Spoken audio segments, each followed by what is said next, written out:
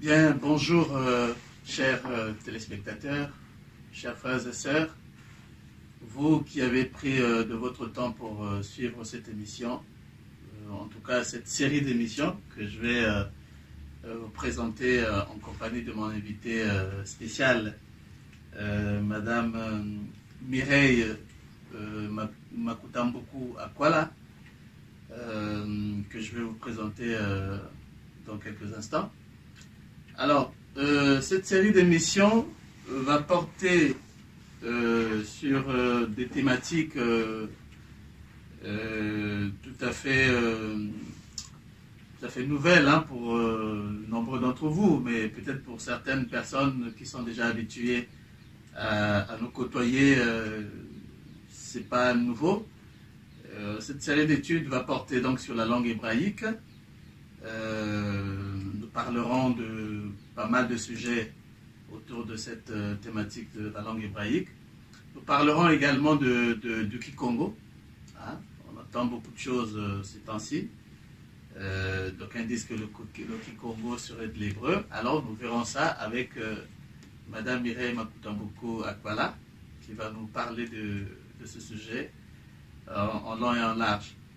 Et enfin, nous traiterons de la question de l'histoire des Israélites. Les Israélites, sont-ils en Afrique? Sont-ils sur tous les continents? Voilà. Où sont-ils? Qui sont-ils? Voilà un peu, si vous voulez, en quelques mots, les thématiques que nous aborderons dans cette série d'émissions que j'ai le plaisir de vous présenter. Alors, moi, je suis Amédée Keti. Je vais pas trop m'attarder dessus. Je vous présente donc mon invité, Madame Mireille Akwala Makutambuku. Alors, je me sers d'un livre qu'elle a écrit, ça fait déjà 2 ou 3 ans? 3 ans déjà? 2019. 2019, oui. Donc, ça va commencer à faire quelques années quand même. Et donc, je me sers de ce livre-là. Je vais vous projeter le livre. Comme ça, on pourra peut-être... Il est encore disponible, le livre? Il est en rupture de stock. Ah, il est en rupture de stock. Oui, ah ouais. On va en commander. Ça ne m'étonne pas, parce que vu la qualité de ce que vous avez mis dedans, bon, moi personnellement je l'ai, donc voilà, je fais partie de ceux qui l'ont, des rares personnes qui ont le livre. Donc, alors, Madame Makutambuku, elle est pasteur. Pourquoi est-elle pasteur? Parce qu'elle a fait des études de théologie. Donc, elle a fait des études de théologie, histoire, spécialiste de la civilisation Congo. Elle est aussi artiste chanteuse, du gospel. Bon, ça ne sera pas le sujet de notre rencontre, mais en tout cas, elle fait aussi de l'afro-gospel blues, du chant lyrique. Elle est directrice aussi de chorale, auteure-compositrice. Donc ça, je ne savais pas. Voilà. Donc, pourquoi nous la recevons? Parce qu'elle est spécialiste dans les matières que nous allons traiter. Vous comprenez bien que le sujet sur la langue hébraïque, sur le Kikongo et sur les Israélites, ce sont des sujets brûlants du moment. Nous sommes dans l'ère, dans une période qu'on pourrait qualifier de réveil. Et pour parler de ces sujets-là, il faudrait que ce soit des gens qui maîtrisent les sujets. Certes, tous ceux qui font ce travail, j'allais dire, de vulgarisation de la langue hébraïque, de la langue Kikongo et de tout ce qui tourne autour du réveil israélite en cours, toutes ces personnes-là, nous leur disons merci pour le travail qu'ils font. Mais à un moment donné, il faut aussi quand même aller un peu s'approcher des personnes qu'on qualifie de sachantes, des personnes qui ont fait des études. Et c'est le cas de notre invité, qui a fait des études donc, de théologie. Et aussi, je l'ai ici, des études donc hébraïques. Elle est diplômée en études hébraïques à la Sorbonne, Paris 3 Sorbonne. Donc elle est diplômée en études hébraïques et juive. En d'autres termes, vous connaissez, quand on parle du Talmud, Mishnah, Gemara et tous ces sujets-là, vous les connaissez. Ah ben parfait. Donc ça veut dire que nous avons une invitée idéale qui va en tout cas nous aider à comprendre un peu mieux aussi ce qu'on appelle le judaïsme. Donc voilà. Alors, il n'y a pas que ça dans sa biographie. La recherche, si vous voulez, c'est une affaire de famille chez Madame Mireille Akwala Makuta-Mboukou. C'est une affaire de famille en tout cas. Eh bien parce que, comme on peut le lire ici, sa vocation pluridisciplinaire, parce qu'évidemment c'est le cas de le dire, elle est pluridisciplinaire, elle est presque dans tous les sujets. C'est un héritage familial. Elle est la fille d'un polymathe, le professeur Jean-Pierre Makuta-Mboukou, un éminent linguiste de l'université de la Sorbonne, spécialiste de critique littéraire, de littérature comparée, théologien, votre père aussi était théologien, ben voilà. Donc chercheur au CNRS, écrivain, académicien, fondateur, promoteur de l'Université libre du Congo-Brazzaville. C'était aussi un homme d'État. Voilà. Donc si vous voulez, la recherche, la pluridisciplinarité, c'est une affaire de famille chez les Makuta-Mboukou. Et nous avons ici une illustre, si vous voulez, représentatrice de cette famille Makuta-Mboukou que beaucoup de Congolais connaissent, et pas uniquement des Congolais, hein, même beaucoup d'Africains connaissent. C'est joliment dit, Mangelos. Alors, j'ai juste une précision sur mon nom, mon prénom, oui. Mireille, qui m'a été donné par mes parents, mais qui est un prénom qui rencontre quand même de notre histoire coloniale. Nous avons été colonisés. Donc, nous avons des prénoms occidentaux français. Et donc, moi, j'ai décidé de reprendre un prénom Congo, et je m'appelle aujourd'hui Kimoya. Ah, d'accord. Voilà, Kimoya, qui est bâti sur la racine Moyo, Moya, qui veut dire la vie, donc Kimoya, la vitalité. D'accord. Tout ce qui a un rapport avec la vie. D'accord. Donc, Kimoya, la vitalité. Voilà, donc si vous voulez, on pourrait même dire Madame Kimoya Akwala Makuta-Mboukou. C'est ça. Voilà. Une précision aussi, Madame Kimoya Akwala Makuta-Mboukou est aussi en train de travailler depuis environ presque 2 ans sur la problématique des Congo, des Caraïbes. Voilà, elle est en train de faire un travail impressionnant à ce niveau-là. Peut-être que lors d'une émission prochaine, nous pourrons parler de ce sujet-là. Parce que j'ai vu quand même quelques retours de ce côté-là. J'ai vu des images avec les professeurs Romotounde, avec pas mal de spécialistes là-bas. Professeur Jean-Claude Blanche. Voilà, Jean-Claude Blanche. Donc il y a un travail qui est en train de se faire aussi de ce côté-là. Et je pense que nous aurons l'occasion de revenir sur ce sujet. Alors, nous allons donc commencer par notre premier sujet. La langue hébraïque. Oui. La langue hébraïque. Oui, alors la langue hébraïque, hein, donc l'hébreu, c'est une racine, c'est Aïn, Bet et Resh. Donc voilà, c'est Avar, qui veut dire traverser. Donc l'hébreu, c'est celui qui traverse, c'est un migrant. Et effectivement, dans l'histoire du peuple hébraïque, c'est vraiment une histoire de migration, mais pas forcément celle que l'on pense, en tout cas celle qui a été transmise. Alors l'hébreu est une langue dite cananéenne, parce qu'elle était parlée en Canaan, ce qui ne veut pas dire que son origine est cananéenne, qu'elle soit cananéenne. Voilà, ça je tiens à le préciser. Et donc c'est une langue dite sémitique. Voilà. Donc cet hébreu, en fait, a été parlé, on va dire, entre 1200, bien sûr avant la chrétienne, hein, entre 1200 et 500 et moins 586. Hein. Donc jusqu'à l'invasion babylonienne, du royaume du Sud, le royaume de Juda, avec entre-temps le temple détruit, hein, en 587. Et après, donc, entre-temps, l'araméen a pris sa place dans le Proche-Orient, donc introduit au premier millénaire, et petit à petit, l'araméen est devenu la langue qui a supplanté l'akkadien, la langue des Babyloniens, la langue des Assyriens. Donc, il y avait l'akkadien qui était parlé au nord, par l'Assyrien, le dialecte assyrien, le dialecte babylonien ensuite. Cet akkadien a dominé le Proche-Orient ancien, pendant plusieurs siècles, et ensuite l'araméen est arrivé, et donc les Hébreux qui ont été déportés par les Babyloniens, d'abord les Assyriens, puisque le royaume du Nord a été attaqué au 8e siècle, en 722, Donc, et là, je tiens à préciser aussi, on ne sait pas où sont passées ces 10 tribus qui étaient au nord. Donc, elles ont disparu. Nous y reviendrons. On va y revenir, voilà. Oui. Et ensuite, le seul royaume israélite qui était encore là, debout, c'était le royaume de Juda. Donc, le royaume de Juda subsiste et il est à son tour agressé par des Mésopotamiens, les Babyloniens cette fois. Donc, c'est une langue qui est dite sémitique. Donc, elle appartient au groupe des langues sémitiques du nord-ouest. En tout cas, c'est comme ça qu'elle est présentée. Et tout à l'heure, nous verrons que c'est bien plus complexe. Exactement. Voilà. Dire que c'est une langue sémitique, c'est vraiment simpliste. Alors, oui, l'hébreu s'est répandu. C'est une langue qui a été parlée au royaume d'Israël, au royaume de Juda, entre 1200 et 586, avant l'ère chrétienne. Et ensuite, il y a eu dans le royaume de Juda cette invasion babylonienne. Nous sommes en train de parler donc de la langue hébraïque.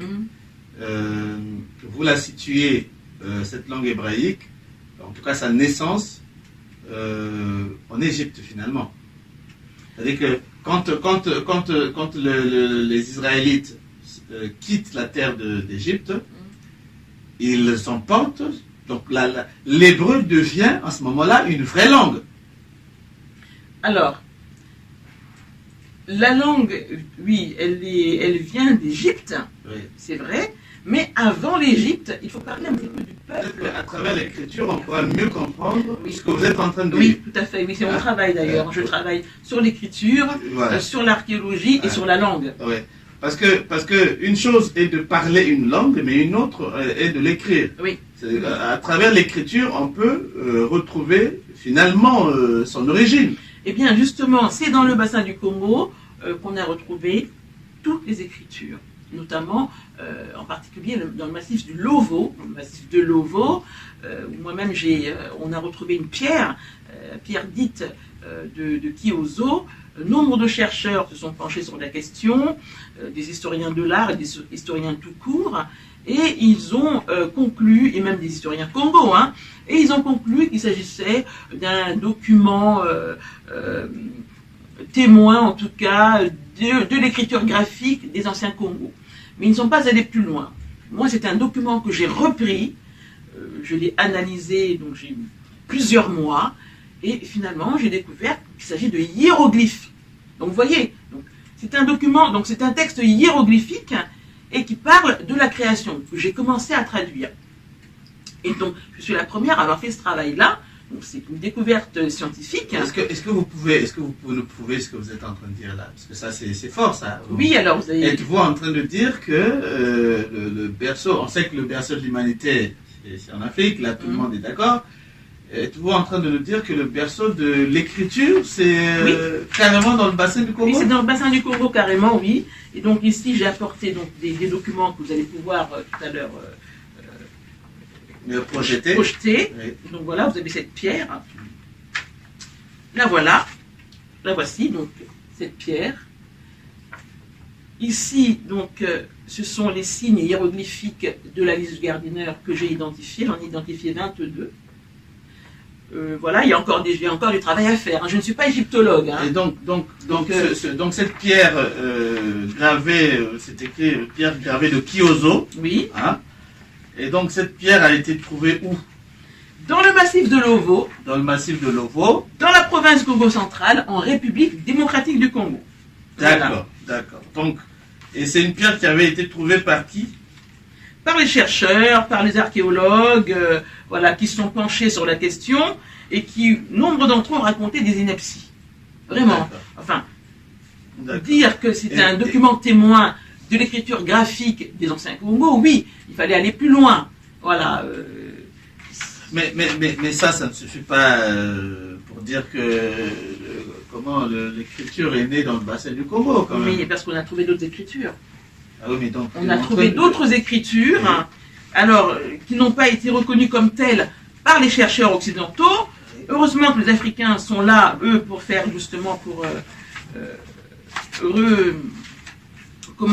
revoir un petit peu, reconsidérer un petit peu les dires des Occidentaux. Notamment, on a le professeur Kobi Gomez qui en parle. Ils ont fait comment ils sont allés sur le terrain aussi, et ils ont effectué justement, ils ont daté, et ce sont des écritures qui sont très très anciennes. Alors moi j'ai repris une thèse, la thèse de doctorat d'un jeune chercheur, un chercheur européen, qui a travaillé justement sur les écritures du massif du Lovo. Sa thèse doctorat à la recherche du royaume Congo, donc le massif du Lovo. Il a travaillé là-dessus et... Donc là, excuse-moi Mireille, nous sommes toujours dans notre sujet sur la langue hébraïque. Bien sûr.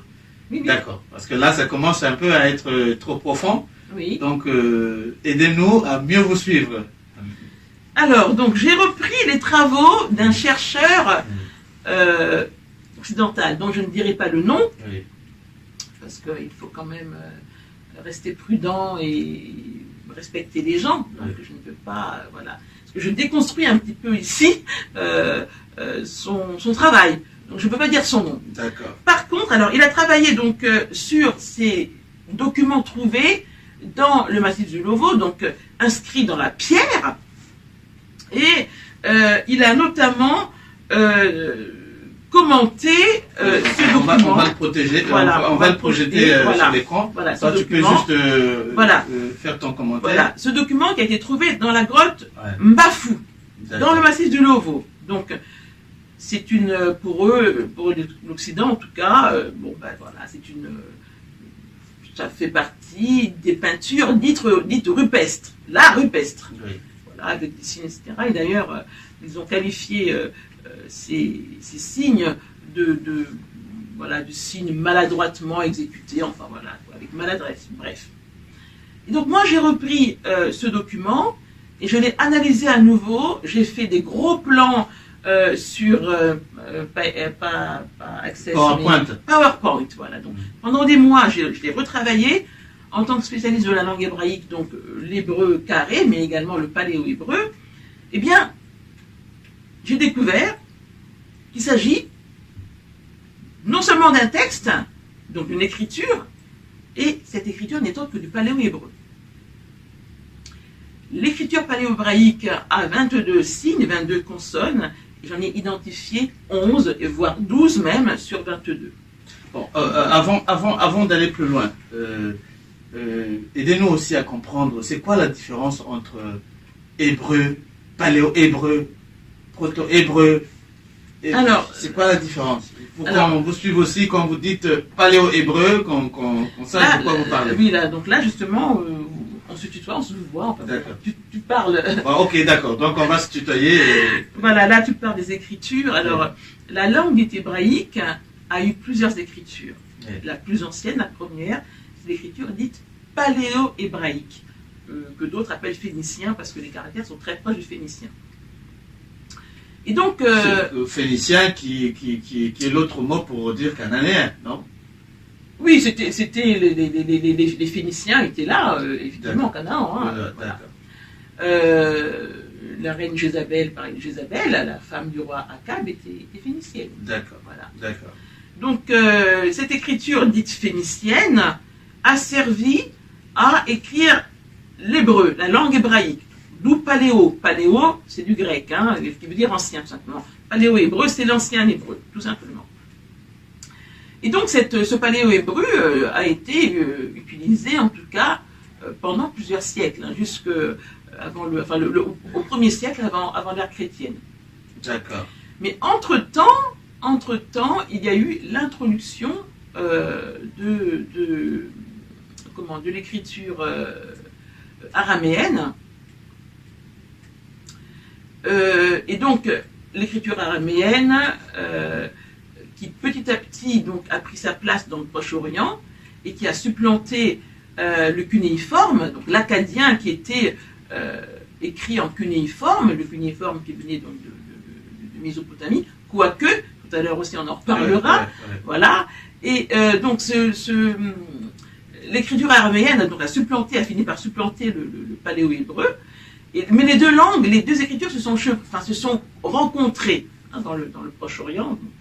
Donc on cheminait ensemble à un moment donné. Elles ont cheminé ensemble. Alors, tout à l'heure, j'ai dit que que le paléo-hébreu a été utilisé jusqu'au au 1er siècle avant Jésus-Christ. En fait, c'est... comment je vais dire ça? L'écriture araméenne, pardon, qui est attestée, en tout cas, à partir du 1er siècle au moins avant Jésus-Christ. Pour écrire l'hébreu. D'accord. Voilà. Donc, le paléo-hébreu, effectivement, a perduré, en tout cas, a été longtemps utilisé pour écrire l'hébreu. On a des documents écrits, d'ailleurs, sur des pierres. Donc, quand on entend paléo-hébreu, c'est plutôt en tant qu'écriture, mais pas en tant que... Pas en tant que langue, non. Pas en tant que langage. Non, non. C'est en tant qu'écriture. D'accord. En tant qu'écriture. Ça, voilà. c'est important. Voilà. Oui. Et donc, l'écriture araméenne, qui est donc arrivée ensuite, puisque l'araméen a été la langue araméenne a été introduite, on va dire, au premier millénaire. Donc, ça veut dire que quand on l'écrive avec du paléo-hébreu, enfin, avec des lettres paléo-hébraïques, ou qu'on l'écrive avec des lettres hébraïques tout court. En hébreu carré, c'est l'araméen. Donc l'hébreu carré, ça devient l'araméen. C'est une écriture qui est très proche de l'araméen. Donc pourquoi carré? Parce que la consonne peut être contenue dans un carré tout simplement. Voilà. Et c'est cette écriture que l'on trouve dans les manuscrits du Moyen-Âge et dans la Bible hébraïque. C'est ça qu'on appelle l'hébreu biblique? Voilà. Mais en fait c'est de l'araméen.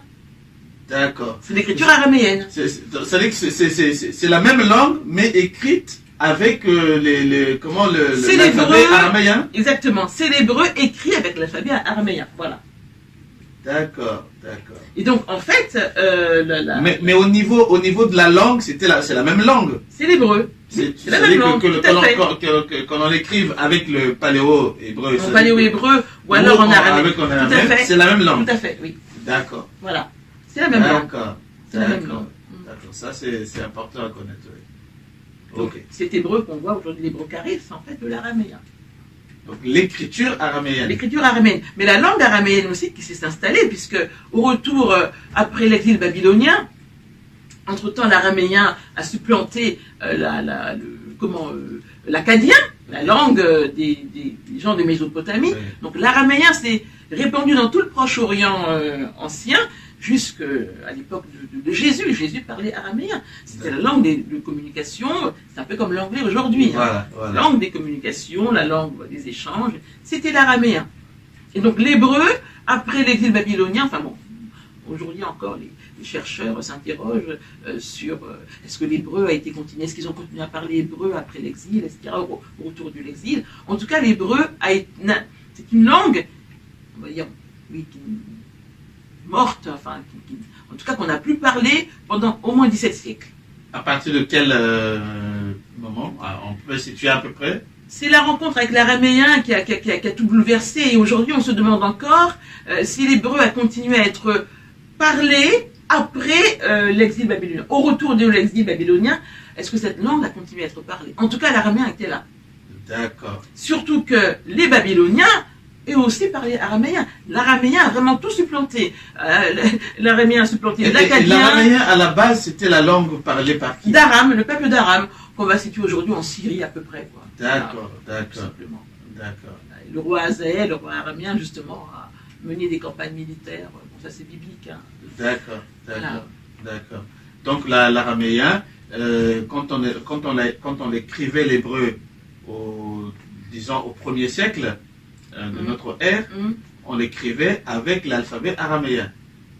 Oui, l'alphabet araméen, ça s'est installé au fur et à mesure. Mais en tout cas, l'araméen est attesté à partir du 1er siècle avant l'ère chrétienne, au moins.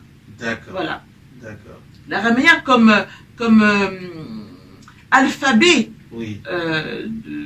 Comme alphabet utilisé pour écrire l'hébreu. D'accord. Est-ce que les deux langues pouvaient se confondre? C'est-à-dire que quand tu es en train de lire un texte, puisque c'est écrit avec l'alphabet araméen, quand tu es en train de lire un texte, tu peux penser que c'est l'hébreu? Oui, les deux langues sont assez proches. Oui. Les deux langues sont proches. Alors, on parle de langue sémitique, eh ben, je vous dis, je l'ai dit, hein, tout à l'heure je vais développer. Oui. Voilà, cette thèse, en tout cas, moi je la remets en question. Les deux langues sont proches. Mon nom, par exemple, Makuta, Oui. qui est un nom Congo, Oui. est aussi un nom araméen, est aussi un nom hébreu, D'accord. avec la même signification. D'accord. Alors, Makuta en Kikongo, c'est le rythme de la royauté. Oui. Oui. C'est le rythme qui était donc joué, hein, des percussions, Oui. quand le roi du Congo était intronisé. Oui. Et on retrouve encore ce rythme également à Cuba, parce que les Congos ont été déportés. Les Congos c'est le peuple qui a vraiment payé le plus lourd tribut à la traite négrière. Hein. Oui. Plus de la moitié des Africains déportés Oui. du Congo, du Exactement. royaume du Congo. Oui.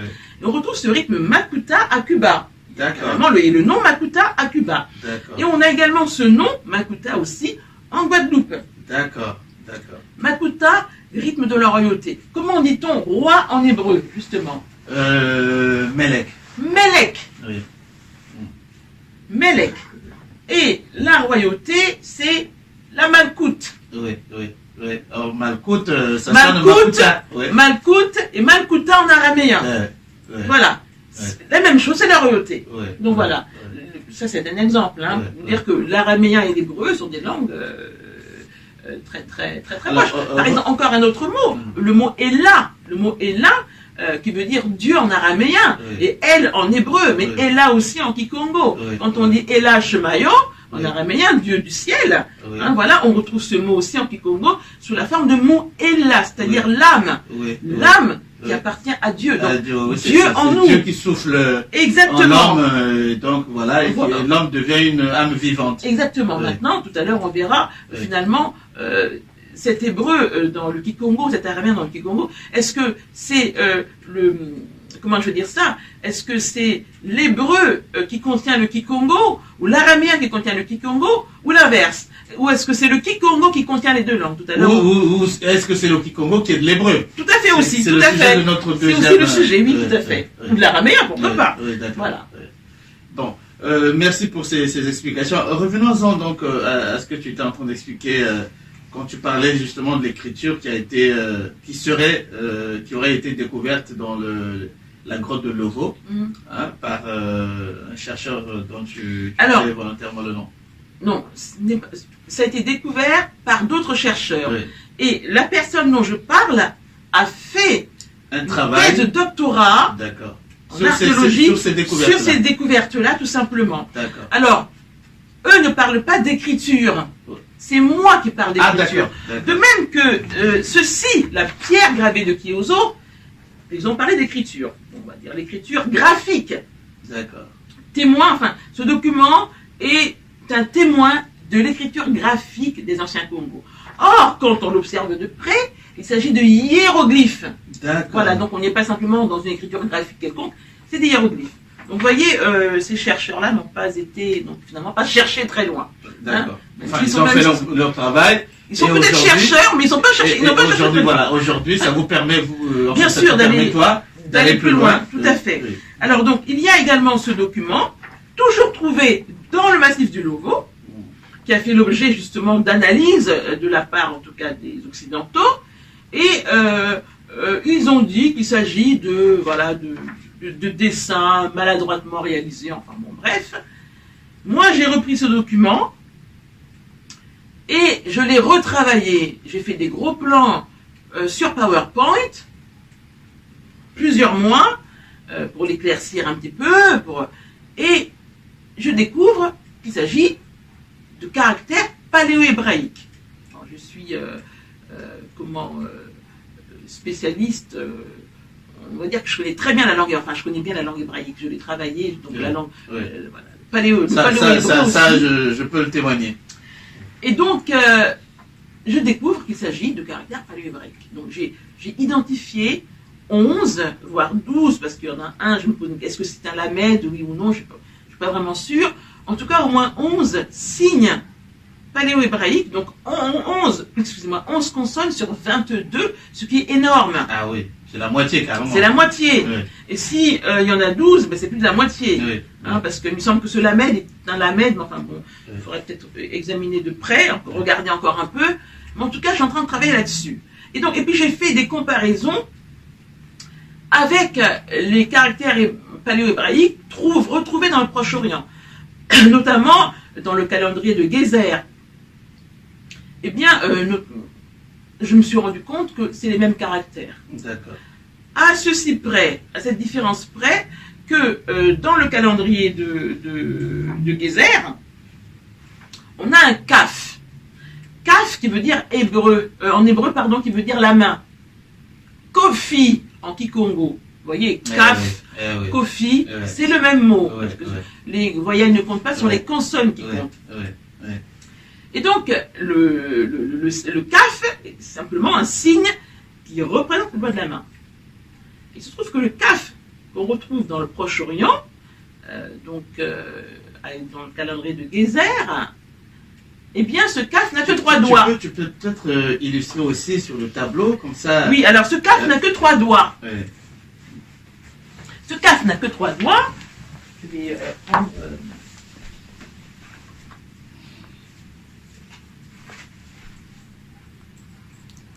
Donc voici, en caractère paléo-hébraïque, le kaf. Pas très... Voilà, d'accord? Ça, c'est le kaf qu'on a retrouvé dans le calendrier de Gézer.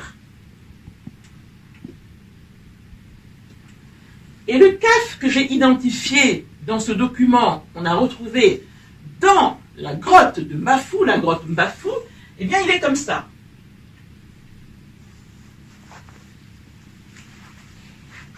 À peu près comme ça. 1, 2, 3, 4, 5. On a les 5 doigts de la main. Kaf veut dire la main. Alors, en caractère araméen, ou en hébreu carré, il est donc représenté comme ça. C'est un signe qu'on peut mettre dans un carré. Voici le kaf. Voici le kaf en caractère araméen, et voici le kaf en caractère paléo-hébraïque, en caractère dit paléo-hébraïque, donc que j'ai identifié dans cette grotte. Et voici le kaf, voilà. Le kaf paléo-hébraïque que j'ai identifié dans la grotte de Mbafou. Donc ça, c'est le kaf Congo. On va dire ça comme ça. Ça, c'est le kaf qu'on retrouve dans le Proche-Orient ancien. Alors, qu'est-ce qu'on remarque? On remarque que le kaf du Proche-Orient ancien a quand même perdu quelques doigts. Oui. Hein, au passage. Oui. Voilà. Donc, est-ce que c'est en traversant? Donc, ici, à l'origine, on a les 5 doigts. D'accord. Et le kaf là, qui est en bas, c'est celui qu'on utilise aujourd'hui. Aujourd'hui, c'est l'écriture araméenne. D'accord, donc ça n'a rien à voir avec le kaf. Mais non, rien à voir. Oui. Voilà, ça c'est l'écriture araméenne. Oui. Donc, alors, kaf veut dire tout simplement main. Je ne sais pas si... Kaf veut dire main. Donc, en hébreu, on a kaf, et en kikongo, on a kofi. Kofi, eh bien, c'est cette petite... comment est-ce que je veux dire ça c'est une chiquenaude. Oui, c'est cette forme-là. Que l'on... Voilà.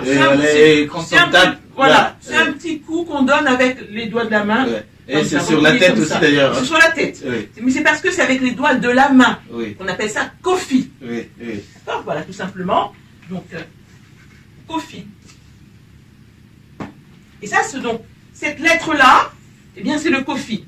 D'accord. Ou le kaf. D'accord. Voilà. Et ça, c'est le kaf ou le kofi que l'on retrouve dans le calendrier de Gézer. En paléo-hébreu, c'est ça? Ça, c'est la paléo-hébraïque. D'accord. Voilà. C'est le paléo-hébreu. Alors, justement, moi, comment... Vous savez, la terminologie, hein, aujourd'hui, qu'est-ce que c'est que le paléo-hébreu? Et qu'est-ce que l'hébreu? C'est ça, oui, c'est ça. Voilà. Donc, c'est une question voilà. J'allais dire... en tout cas, toujours est-il avec un gros point d'interrogation. Voilà, toujours est-il que là, nous avons la même écriture. L'une retrouvée à Gézer, nous sommes au Xe siècle. Hein. 10e siècle. 10e siècle avant l'ère chrétienne. D'accord. Donc, imaginez... Ah oui, donc là, ça remonte un peu loin, alors. Vous comprenez? Ah oui, ça remonte à Mathusalem, là. Surtout que ce kaf a les 5 doigts. On est bien d'accord. Ouais. Donc, logiquement, ce kaf, celui-ci, précède celui qui n'a que 3 doigts. Exactement. On est bien d'accord. Ouais, exactement. D'accord. Donc voilà. Tu peux reprendre place ici, comme ça tu vas continuer à nous développer. On a déjà une bonne illustration. Oui. Que voilà ce que tu es en train de dire. Ce ne sont pas des histoires comme ça en l'air, mais c'est plutôt étayé par des démonstrations qui sont tout à fait qui sont indiscutables. Alors, est-ce que tu peux continuer justement avec parce que tu as dit que tu as identifié 11 consonnes. Oui, 11. 11 consonnes, oui. 11, oui. Alors oui, je peux continuer à en parler ici. Hein. Donc, oui. Les 11 consonnes, alors il y a le shin. Le shin, en fait, qui a 2 valeurs. Hein. C'est le shin et le shin. On va faire des projections voilà, comme ça, les gens vont bien voir. Voilà, le resh, le kof, le tête, le même, le aleph. Toi, tu peux expliquer les lettres. On va les projeter. Alors, voilà, donc le aleph. Qu'est-ce que je fais? Je le dessine. Je vais donner un exemple. Je vais en dessiner un peut-être. Je vais dire. Voilà. Ouais.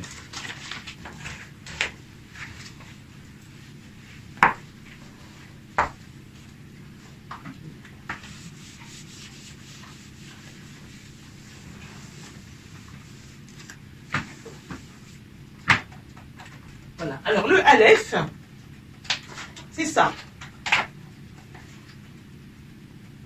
Comme ça. Voilà.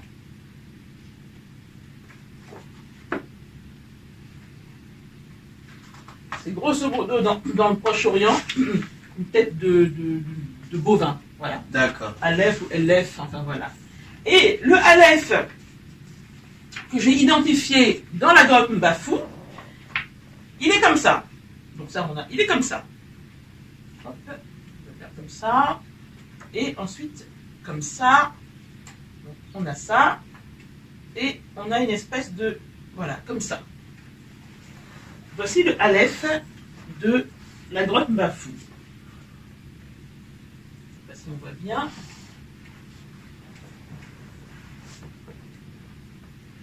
Le aleph de la grotte Mbafou donc ressemble au aleph que l'on trouve donc dans le Proche-Orient, mais il a en plus une petite branche là. D'accord. D'accord. Et cette branche, d'après toi, qu'est-ce qu'elle fait là Ben, ça veut dire quelque chose. Il faut encore qu'on creuse. D'accord. Nous sommes encore. Ouais. Nous sommes encore qu'à des balbutiements. Ouais, ouais. Donc là, ça veut dire que là, c'est sûr que quand on regarde les caractères, c'est les mêmes caractères. Oui, oui. Et on a l'impression que en paléo-hébreu, en tout cas, ce qu'on a trouvé au Proche-Orient, la lettre a perdu un petit trait là. Exactement, tout comme le kaf qui a perdu 2 doigts. Voilà. Oui. Hein, voilà. Exactement. Alors, par contre, il y a des lettres qui n'ont pas qui ont bougé. tout conservé. Par exemple, le tête. Le Oui. tête que l'on retrouve. Le tête, donc, c'est un cercle. Ah là là, je n'ai plus du tout de. Ah, ça n'écrit plus bien? Non. Bon, on va projeter. On va projeter. Peut-être. On va peut-être projeter, parce que là, comme ça n'écrit plus. On va quand même parler du tête et du même quand même. Alors, on va voir, on va essayer avec ça. Merci. Donc, le tête, merci. Ah ben, Là, ça écrit, non? Ça n'écrit pas? Ah non, ça n'écrit pas, ça ne se voit pas. Ça ne se voit pas. Donc, ça va pas le faire. On va le faire directement sur l'écran. On va le faire, là, ça va pas. En plus, et au niveau des... On va peut-être essayer. Le feutre rouge, là, le feutre rouge, pas... Ah ben voilà. On va essayer ça. Ça, merci. On va peut-être essayer ça. Merci. Alors, oui, voilà. Là, ça écrit mieux. Voilà. Donc, on a le tête. Ça, c'est le tête. Le tête paléo-hébraïque. Qui est identique, au tête que j'ai identifié dans la grotte Mbafou. Voilà. Alors, ce tête paléo-hébraïque, eh bien, les chercheurs occidentaux ont dit qu'il s'agissait d'une reproduction maladroite de la croix chrétienne. Du grand n'importe quoi. Mais vraiment des inepties, voilà. Parce que dans leur esprit, il est impossible de trouver de telles écritures en Afrique. imaginez, voilà, c'est la croix chrétienne, et voilà. Et dans un cercle en plus, c'est pourquoi dans un cercle. Mais on n'a pas, on n'a pas pu dater cette écriture dans cette grotte. Alors, il y a des Parce que datations. si on parle de la croix chrétienne, c'est comme si on parlait d'une datation qui se situerait dans la période chrétienne. Mais Enfin, en tout cas, dans les périodes les chercheurs blancs datent l'écriture de la grotte de Bafou, il la situe au 15e, 16e siècle de l'ère chrétienne. Ce qui est vraiment du grand n'importe quoi. Voilà. Alors, on a ensuite le même. Et là, vraiment, je tenais à vraiment le même qu'on a dans le Proche-Orient, est à peu près comme ça. Voilà, quelque chose comme ça. Hein, voilà.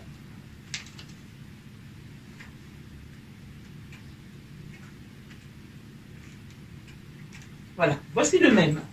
Ouais. Alors, qu'est-ce que c'est le même? Qu'est-ce que ça te rappelle? Voilà, ça, comme ça. Ce signe-là.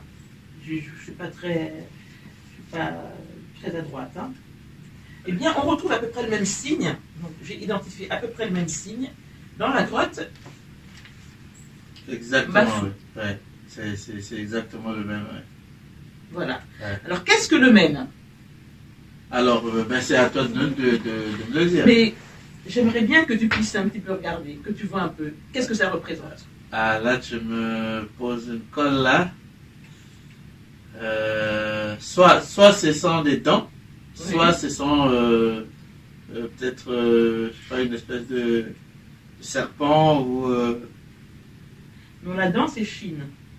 D'accord. Ça ne te rappelle pas le mouvement de quelque chose? Le mouvement de l'eau? Oui. Le mouvement de l'eau. D'accord. Donc des vagues. On peut dire ça comme ça, oui, des vagues, des... Voilà. Et comment dit-on l'eau en hébreu? Maïm. Maïm, c'est le même. Et comment dit-on l'eau en kikongo? Oui, c'est maï aussi, oui. Maïm aussi. Ouais. Maïm aussi. Maïm, Maza, Mamba, c'est toujours un M. D'accord. Ouais, donc ici on a Maïm et là on a Maïm. Donc c'est l'eau en fait. C'est l'eau, c'est le mouvement de l'eau. D'accord. Voilà, c'est le mouvement de l'eau. Donc en fait, ce que tu viens de dire là, c'est en hébreu, même vient du mouvement de l'eau. C'est ça ce que ça veut dire? Oui, tout à fait. C'est pas ton invention. Hein? Mais non. D'accord. Même en fait c'est Maïm, c'est l'eau. D'accord. On a le même mot en hébreu, en kikongo. D'accord. Voilà, c'est l'eau. Ça, c'est l'eau. D'accord, ok. Voilà, donc on apprend beaucoup de choses en tout cas avec cette grotte de Bafou, oui. Qui est située au Congo central en République démocratique du Congo. Oui, hein, oui. C'est ça. Alors je tiens à préciser que ce que je présente ici, eh bien, c'est le fruit de tes propres recherches. C'est le fruit de mes recherches, c'est inédit. D'accord. Voilà. D'accord. Et donc je préfère quand même Donc tu nous fais en fait, tu nous fais la faveur de, oui, voilà, oui. de nous présenter ce travail. Parce qu'il y a urgence. Bon, il faut aujourd'hui informer, voilà. Oui, mais ça c'est époustouflant, c'est impressionnant comme. J'avoue que je n'avais pas vu ça à ce niveau-là. Moi, je pensais que tu allais me faire voyager au Proche-Orient là-bas en parlant de la langue hébraïque. Mais là, tu me parles de l'écriture trouvée dans le massif central du Congo. Le massif du Lovo, oui. Du Lovo. Oui, dans la province du Congo central, en République démocratique du Congo. Donc on est en plein au cœur du pays Congo. Donc, puisque nous sommes en train de parler justement de la langue hébraïque, donc tu es en train de me dire que cette langue, finalement, quand j'étais en train de parler de Joseph qui arrive en Égypte, qui parlait la langue de Canaan et tout, donc j'apparais vraiment comme, j'allais dire, un analphabète, quoi. Non, ce n'est pas ça, c'est parce que tu n'as pas l'information, c'est tout. Je pense qu'il faut avoir je le répète, hein, l'histoire biblique est une construction. Et c'est un texte qui a été repris, qui a été remanié, qui a été retravaillé, voilà, et on a fait des modifications. Par exemple, un exemple que m'a donné une théologienne baptiste, Madame Valérie Duval-Pujol, qui parlait justement du nom d'un des disciples de Jésus, donc dans le Nouveau Testament, qui s'appelle Janias. Et en fait, ce Janias, donc Janias en grec, c'est le nom d'un homme. Il se trouve que ce Janias était en fait une femme. D'accord. Et donc le nom a été modifié, je crois, au XIIIe siècle. Vous voyez, dans la Bible, dans le Nouveau Testament. Le nom a été modifié au XIIIe siècle, et c'est... Il faut qu'on fouille ce verset-là. Oui, on va le fouiller, oui. C'est dommage, je n'ai pas amené les références là. Et donc, c'est dans la nouvelle version de la Bible, tu remarqueras qu'à chaque année ou tous les 2 ans, il y a toujours une nouvelle version. Parce que justement, il y a une approche... La traduction, c'est quoi? C'est une interprétation. Exactement. Oui. Toute traduction est interprétative. Donc, j'étais en train de parler justement avec une théologienne aussi, Macebo Judith, pour ne pas citer son nom. Elle a fait un travail, une thèse sur... sa thèse porte sur, je crois, la sotologie, je crois, sotériologie. La sotériologie, voilà. Et donc, la question du salut. Voilà, la question du salut. Et elle me parlait justement, elle me disait, toute traduction est interprétative. Toute traduction est théologique en fait. C'est-à-dire que toute traduction répond à une doctrine. C'est-à-dire que c'est une interprétation, qu'on est en train de vous transmettre tout simplement. Exactement. Voilà. Elle m'a dit ça justement, j'ai eu une discussion avec elle. C'est une interprétation et on peut prendre un mot et voilà, le tourner un peu dans... Alors justement, en parlant d'interprétation... Et si on voulait éviter des interprétations, il fallait prendre des textes vraiment à la base sans traduction, mais même là aussi... Mais où sont-ils? Les textes d'origine, où sont-ils? Parce qu'il y a eu des copies, de copies. Voilà, les textes d'origine ont été perdus. Donc je reviens rapidement à cette histoire de Janias, pardon. Et donc dans les versions actuelles du Nouveau Testament, eh bien, on a redonné à cette femme sa place et le nom n'est plus Janias, mais Jania. D'accord. Donc on fait, alors entre-temps, on a fait d'une femme un homme, vous voyez dans la Bible, et cet homme redevient une femme. Alors voilà, si on arrive à faire donc, ça. Donc ça veut dire qu'il y a des traductions aujourd'hui qui ont changé le sexe de ce personnage. Qui ont changé le sexe de ce personnage, voilà. Voilà, et il y a d'autres textes, je vais prendre des exemples ici que j'ai amenés, d'ailleurs je l'ai dans mon livre, hein. Je parle donc de cette langue hébraïque biblique, et qui parfois c'est un petit peu perdu. Et au niveau des traductions, les traducteurs ne sont pas toujours sûrs de ce qu'ils disent, de ce qu'ils traduisent, parce qu'il y a des termes qui sont flous. Or, ces termes flous, dans l'hébreu biblique, eh bien, ne sont pas flous en Kikongo. Exactement. On a les mêmes termes. On a beaucoup de textes comme ça, beaucoup de mots comme ça. Exactement. Origine inconnue. Voilà. Quand on regarde dans le Strong, ils disent origine inconnue, tout ça, alors que quand on les prend dans le Kikongo, eh bien, on a une clarté, Alors ici, j'ai établi un tableau. C'est le tableau qu'on a dans le livre d'ailleurs. Voilà, ce tableau-là. Le livre, excuse-moi, oui. Je vous encourage vraiment. Je vais mettre la pression sur Mama Kimoya, hein, pour qu'elle nous réédite le livre. Oui. Parce que c'est important, parce que tout ce qu'elle est en train de dire là, en tout cas une bonne partie, est déjà dans ce livre. Hein, vous l'achetez, vous trouverez tout cela. C'est vrai que l'édition est épuisée, il va falloir peut-être en rééditer. Oui. Voilà. C'est en cours. Alors ici, donc j'ai pris des mots Kikongo et des mots hébreux. Les mots Kikongo ont été translittérés en araméen, donc en hébreu carré. Oui, je vais. Voilà. Et on se rend compte en fait que les racines sont les mêmes. Par exemple, le verbe ku et la en Kikongo Kikongo, qui veut dire s'unir par le mariage, eh bien, a exactement la même graphie, parce qu'il n'y a pas de voyelle, que le mot Keila, qui veut dire l'assemblée. Oui. L'assemblée, c'est une unité, enfin, on s'unit, on est ensemble. Oui. Quand on s'unit par le mariage, on s'assemble. Donc, c'est le même mot, Kuela et Keila. On a, excusez-moi, on a Kof, He, Lamed, He. Oui. Pareil pour Toonda en Kikongo, Oui, qui veut dire oui. remercier. Oui. On a Toda en hébreu, Oui. c'est le sacrifice de reconnaissance. Donc, merci. Oui. Eh bien, ce sont les mêmes consonnes. Alors, on a un petit N en Kikongo dont on ne tient pas compte, parce qu'en fait, en Kikongo, on ne dira pas Toda, mais Tonda pour le phony. Oui. C'est quand même plus facile et Oui. peut-être un peu plus joli aussi Oui. à Oui. entendre. Tonda que Toda, tout simplement. Oui. Mais dans la graphie, eh bien, pardon, Ça s'écrit c'est de la même tête. manière. tête, vav, dalet, et de la même manière. Oui. C'est Toda.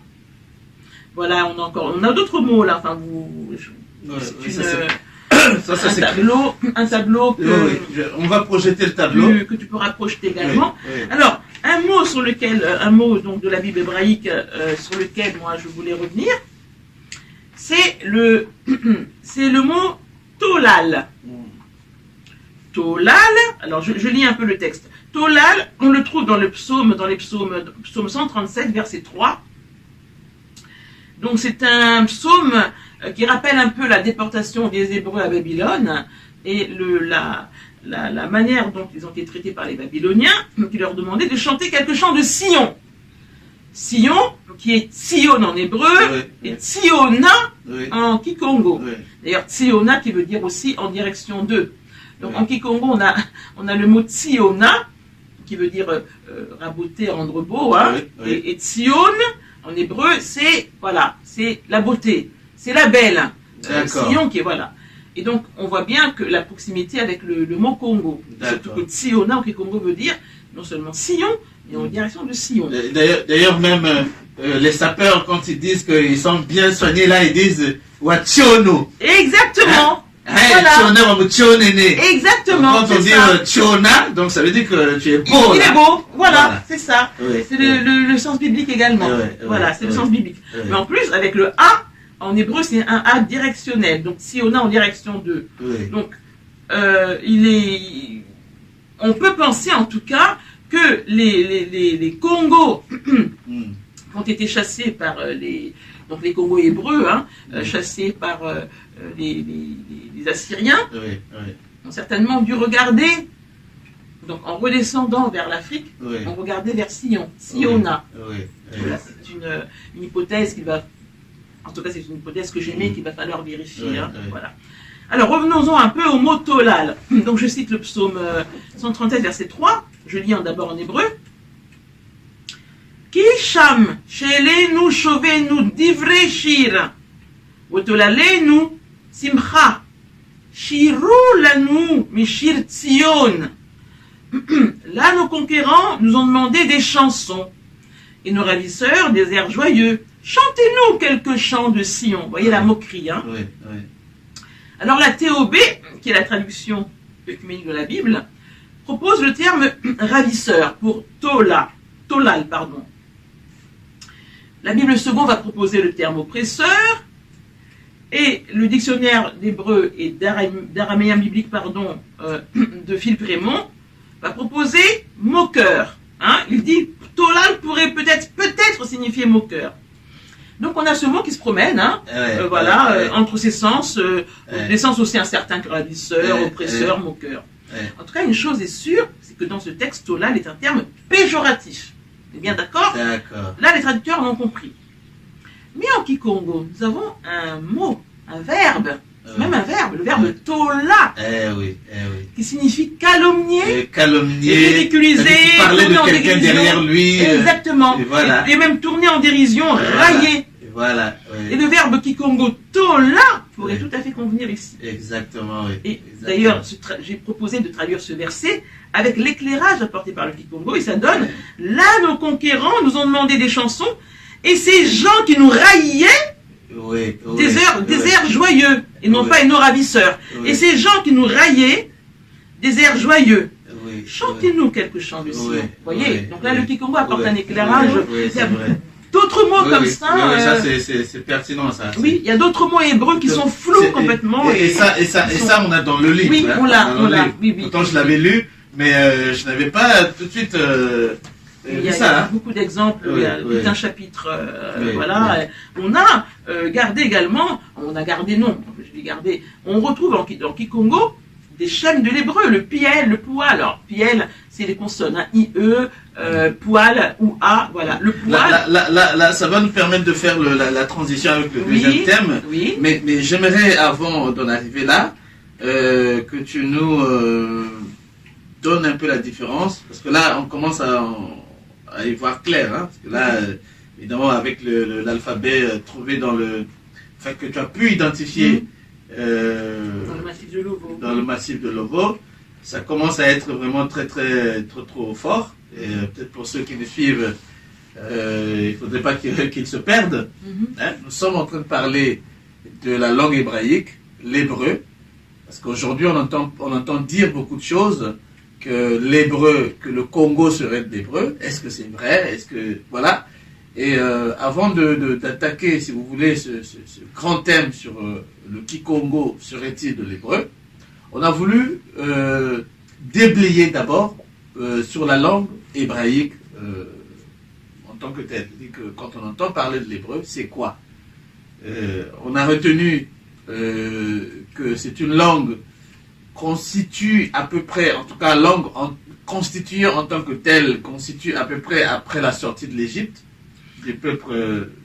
Oui, les dates, c'est vraiment entre 1200, c'est vraiment, alors 1200, c'est un peu avant la création j'allais dire l'État d'Israël, le royaume du Nord, donc le royaume du Nord, marqué surtout par un personnage biblique, David, voilà. donc c'est aux environs 2000. Hein. C'est-à-dire que c'est à ce moment-là qu'on peut véritablement parler de la langue hébraïque. Voilà, avec les royaumes en tout cas, voilà. en sachant que il y a le roi qui est là, il y a une langue voilà, il y a un royaume unifié qui est Israël, qui ensuite va subir un schisme, voilà. hein, comme et il y a une langue qui est parlée. Voilà, c'est ça, voilà. Et ça, on a retenu. Et que cette langue, alors, au moment, dans la partie écriture, et c'est là où on a été éclaboussé par cette découverte que nous apporte donc Mama Kimoya Akwala Makutambuku, puisqu'elle nous dit, l'écriture ne serait pas, l'écriture de la langue hébraïque ne serait pas d'origine phénicienne finalement, mais son origine remonterait à beaucoup plus loin. Et elle nous parle de ce qui a été trouvé dans une grotte découverte donc dans le massif du Congo central, massif de Lovo. Et elle nous a fait quelques démonstrations ici, et vous avez vu même vous-même à l'écran. C'est impressionnant.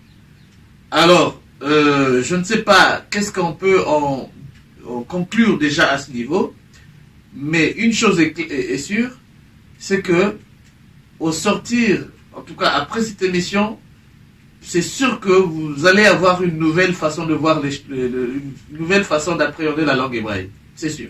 Maintenant, pour ceux qui sont habitués à l'hébreu israélien, l'hébreu parlé en Israël, ça peut paraître un peu superflu ce qu'on est en train de dire. Mais pour ceux qui sont intéressés à approfondir le sujet, je vous invite à suivre la deuxième partie de l'émission qui va être consacrée à la langue Congo.